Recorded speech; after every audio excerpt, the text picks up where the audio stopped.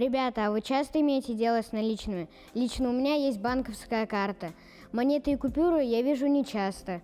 Но сейчас мы в том месте, где собрана дорогая коллекция денег в прямом и переносном смысле.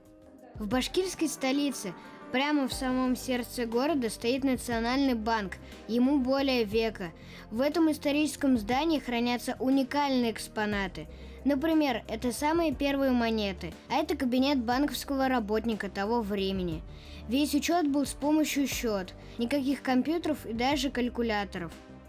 Само слово «банкноты» в переводе с английского языка переводится как «банковская запись». Это название придумали не случайно, оно явно говорит об истории бумажных денег. Деньги менялись, совершенствовались. Я не только про дизайн, я еще и про размер, форму и степени защиты. Современная купюра имеет несколько десятков степеней защиты, различные секретные символы, которые спрятаны так, что разглядеть их может только специалист-финансист. Вы знаете, что подделка денег – это страшное преступление. За него сажают в тюрьму, чтобы потом не было никакой возможности их заново склеить. Что касается первых бумажных денег на Руси, они были созданы при Екатерине II. В ходу они назывались ассигнацией. Их можно было обменивать на деньги из меди.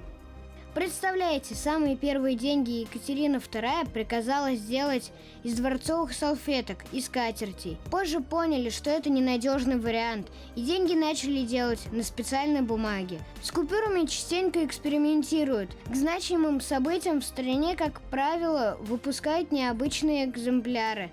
Но коллекционеры их быстро забирают себе, и их сложно увидеть в реальном обращении. Вот, кстати, дизайн новой 100-рублевки. Это дверь денежного хранилища, и больше века, она очень мощная. В Национальном банке Республики Башкортостан есть уникальная банкнота «Уфимка». Она была в ходу на территории Уфимской губернии пару лет во время революции.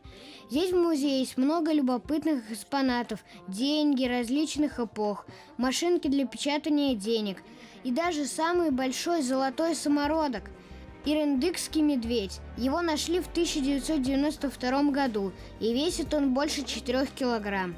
Первые деньги появились в VII веке до нашей эры. В качестве платежных средств использовали камни и ракушки. Хорошо, что сейчас не так. Кстати, Национальный банк Республики Башкортостан – это не только музейное хранилище, это серьезное учреждение, которое занимается финансами нашего региона. Музей занимает всего 2 комнаты.